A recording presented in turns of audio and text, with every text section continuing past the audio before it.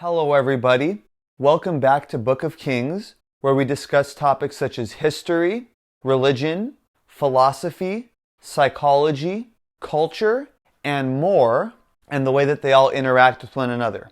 Don't forget to like, leave a comment, subscribe, and hit the bell icon to receive a notification every time I release a new video. Hope you enjoy.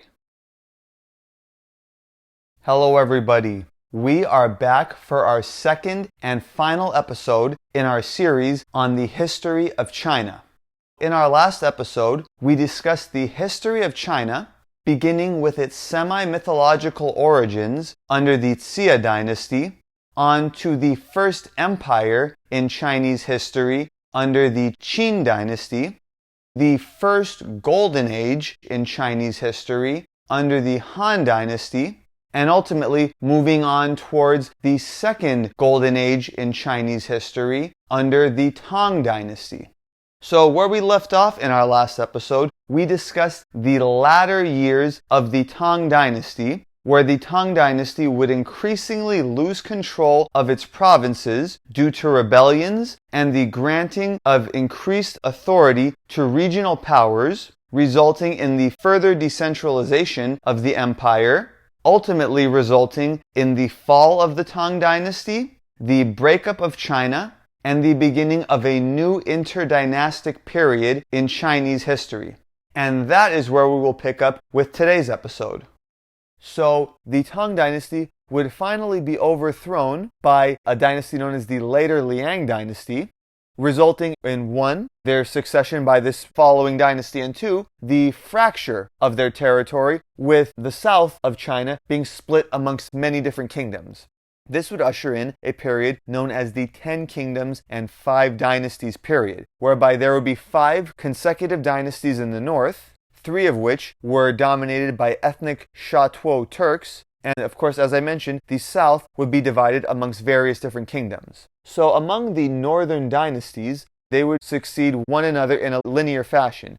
First, starting with the later Liang Dynasty, which was ethnic Han Chinese, followed by the later Tang Dynasty, which was ruled by ethnic Sha-Tuo Turks. The later Tang Dynasty would be succeeded by the later Qing Dynasty, also believed to be likely dominated by ethnic Sha-Tuo Turks.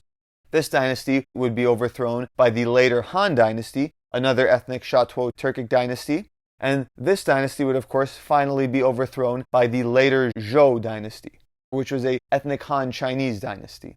The later Zhou Dynasty would then be overthrown by another hugely important Chinese dynasty known as the Song Dynasty. So the Song Dynasty would usher in what is generally considered to be a third golden age in Chinese history. And the Song Dynasty would be heavily influenced by the ideas and concepts of Neo-Confucianism, initially developed by the Neo-Confucian scholars of the latter period of the Tang Dynasty. One particularly renowned Neo-Confucian scholar who would be prominent during the Song Dynasty was an individual named Yet-sen, who would play a major role in the history of Confucianism. And it was also during the Song Dynasty that the Chinese examination system, which would start to begin during the Tang Dynasty, would become dominant and dominate the Chinese political system. So, while initially dominating all of China, the northern portion of China would be conquered by the Jurchen people, and they would proclaim their own dynasty known as the Qing Dynasty. Now, of course, this is not to be confused with the previous Qing Dynasty that we have mentioned, so oftentimes scholars will refer to this dynasty as the Jurchen Jin Dynasty. So again, now we would see China split once again. So despite this fracturing of China, despite this conquest by a foreign people, this would only be an illusion of things to come, which would inevitably result in the conquest of all of China by a foreign power. And this would stem from the rise of the Mongol Empire. So the Mongols would go on to conquer the Qing Dynasty in northern China and would proceed to engage in a prolonged, drawn-out power struggle with the Song Dynasty. The Song Dynasty would then be pushed southward. Following Genghis Khan and a number of his successors, his grandson Kublai Khan would declare himself emperor of China and proclaim his own dynasty in the Chinese imperial tradition, the Yuan Dynasty. Kublai Khan would eventually conquer the Song Dynasty to the south, solidifying the position of the Yuan Empire as the sole ruling dynasty of China. Despite the Mongol Empire being notorious for its often brutal conquests, the period of the Yuan Dynasty, especially under the rule of Kublai Khan, witnessed somewhat of a flourishing of culture, including advancements in science, as well as generally being recognized as a period of religious tolerance, as various different religions were practiced within the Yuan Empire, such as Christianity, Islam, and Manichaeism, with particular patronage being given to Tibetan Buddhism. The Yuan dynasty would eventually be pushed out of China back into Mongolia as a result of rebellions by ethnic Han Chinese. These rebellions would eventually result in a new dynasty conquering China and rising to power, and that was the Ming Dynasty. So following a period of Mongol rule over China, the Ming Dynasty would usher in ethnic Han Chinese rule once again. And the Ming Dynasty, due to this period of repression under Mongol rule, would demonstrate resistance to non-Chinese elements within Chinese society, namely the influence of Mongolian culture as well as Tibetan Buddhism, which was patronized by the Yuan dynasty. The Ming Dynasty would rule for roughly 200 years, when it would finally collapse as a result of the outbreak of civil war. The Ming would be replaced by a dynasty known as the Qing Dynasty. However, the Qing Dynasty would never solidify power and therefore would never officially gain control of China.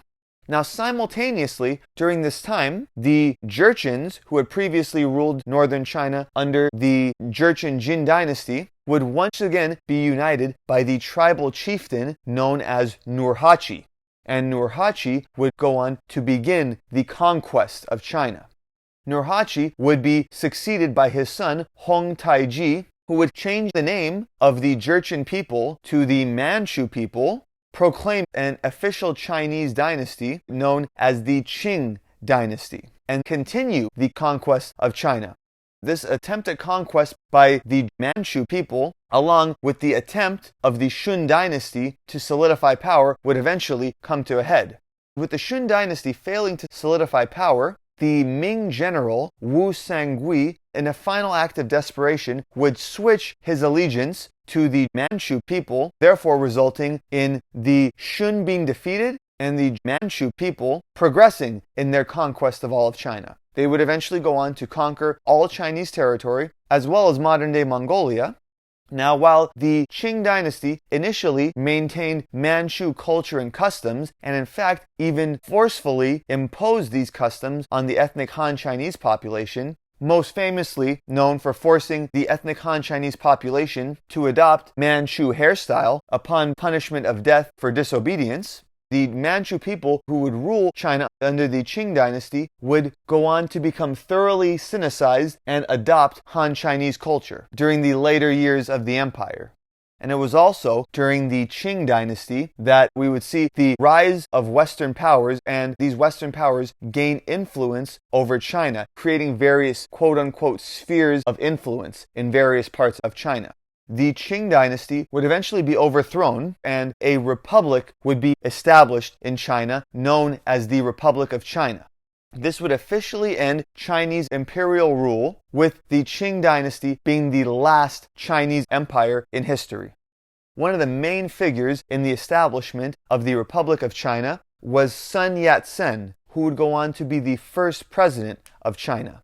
But this young republic would face setbacks early on. One powerful figure within this republic was an individual named Yuan Shikai, who would come to power, become president, from there forcefully become dictator of China, and then proclaim himself emperor of China. He would then try to centralize power and abolish the provincial system of China. This would result in rebellion by the leaders of the various Chinese provinces, resulting in a period known as the Warlord Era. where China was dominated by many different autonomous warlords who exercised de facto independence from the weak centralized government.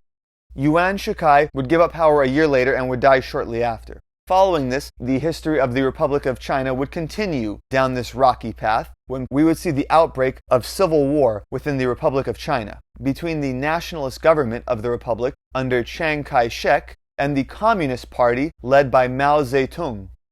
We would see a pause in fighting as a result of the invasion and occupation of parts of China by Japan prior to and during World War II. Following the defeat of the Japanese in World War II, we would see the civil war between the nationalists and communists resume.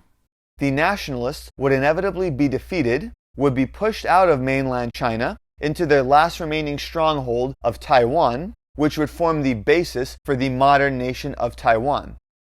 Mao Zedong would go on to proclaim a new government under the Chinese Communist Party, with himself as leader, as chairman of the party, therefore beginning the current era in Chinese history under the People's Republic of China. Mao Zedong would rule China under strict communist rule for over 30 years, where China would be largely isolated from the rest of the world. Things would change, though, following the death of Mao Zedong, under the reforms of Deng Xiaoping, who would begin the process of opening up China to the world and beginning the hybrid communist capitalist model which we see today in China. And therefore, this would bring us to the current era in Chinese history. So there you go. That is the history of China from start to finish, from the semi-mythological Qing Dynasty to the current People's Republic of China. Hope you enjoyed. Talk to you next time. Thank you for watching.